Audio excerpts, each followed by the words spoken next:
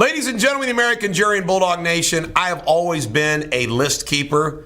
It helps me stay organized. And I also think it's great to every once in a while to go back and summarize an issue to put it all in perspective because we lose sight. What I'm going to do today is I am going to take you through all the laundry list of everyone who was against and is against Trump. And I'm going to ask a rhetorical question is, think about how much those organizations and groups control, and think about how many people are corporate and political slaves because they work for these organizations. Ladies and gentlemen, the American Jury and Bulldog Nation, the number of people who are independent from what I'm about ready to tell you is about this much in American society today. Let's begin. First and foremost, the media.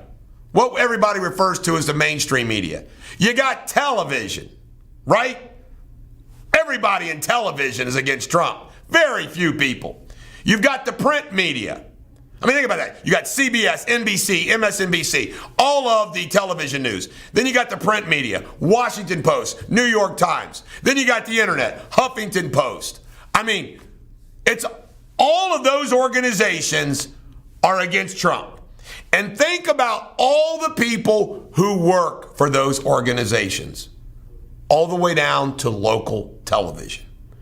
Do you think in Cincinnati area, people who work for Channel 5, 9, 12, 19, and the Enquirer can speak their mind? Not a chance. Then you got social media. And who are the big ones out there that we now know clearly control? Twitter, Facebook, not to mention Google. They're all part. And just think of how many people they employ and how much power they have, all against Trump. Then we got corporate America.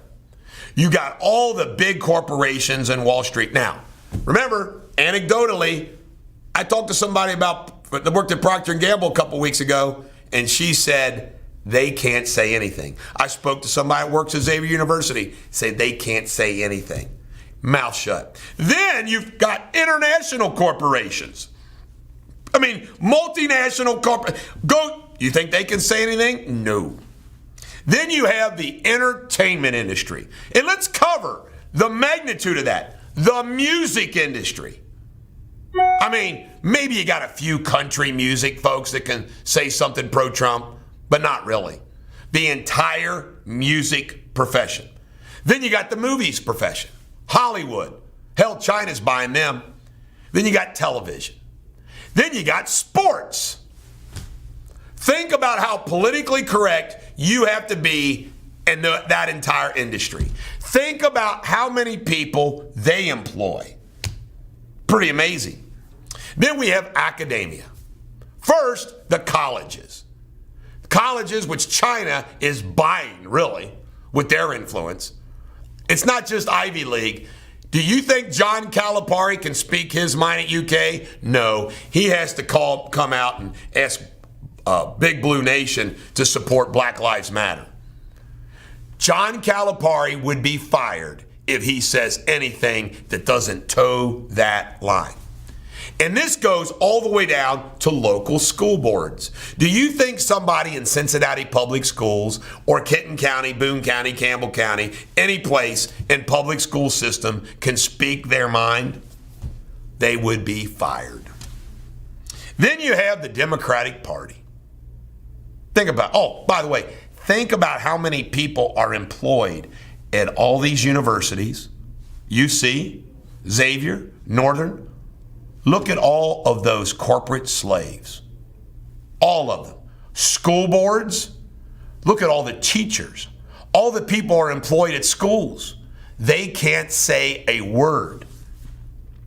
Then you got the Democratic Party. National, state, local. All of them. But you even have some Republicans like Mike DeWine. Think about how many people are employed by those political parties. Then you got the fascist organizations, Antifa and others. There's a lot of organizations. Think about where they're coming from, what they're doing to the country, how they oppose Trump. Next, we turn to government. This is my favorite. You have swamps on the federal, state, and local level. Think about the layers of government and how many people are employed by those governments. And they can't say a word either. Think about Congress, politically correct. Think about the judicial branch, judges, off the charts. You've got states, county, local, cities. Think about how many people are employed by all our state governments, all of our cities, all of our towns, school organizations, the judges' offices, the county clerks. Think about all that government, all those people that work for them. Not for Trump. Not for Trump. They get paid no matter what. Corporate political slaves. Then we have foreign powers. Look at their influence. China, Russia, Canada, Europe, all against Trump. Look at their influence. So in summary, we got the media, social media, corporations, the entertainment industry, academia, the Democratic Party, the fascist organizations, government, and foreign powers. All against Trump. Why? Why would they be against Trump? Energy dependence? Take care of America first? Protect American workers through tariffs and trade? Help American business with less regulation? No open borders? You can go on, pro-life. You can go strong military. You can go on and on and on.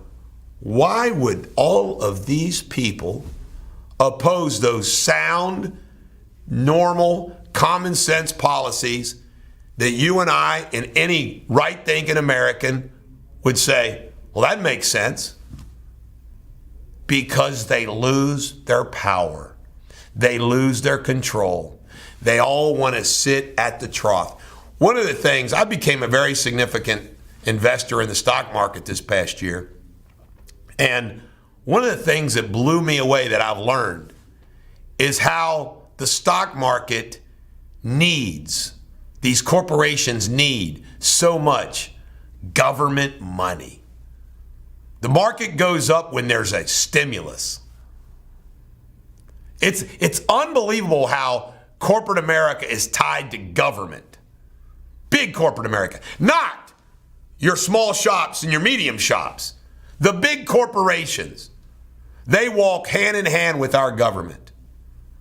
Ladies and gentlemen, the American jury and Bulldog Nation, what I just outlined is what Trump fought and won in 2016. It's also what he fought and won in 2020, but for all the shenanigans. I tell you one thing I'm really proud of, that over 70 million Americans, despite all of that power, all of that influence, voted for Trump. It's pretty amazing. Folks, we need to push back against all of that power every single day. Fortunately for me, they can't do a damn thing to me. This is the Bulldog. Every dog has their day.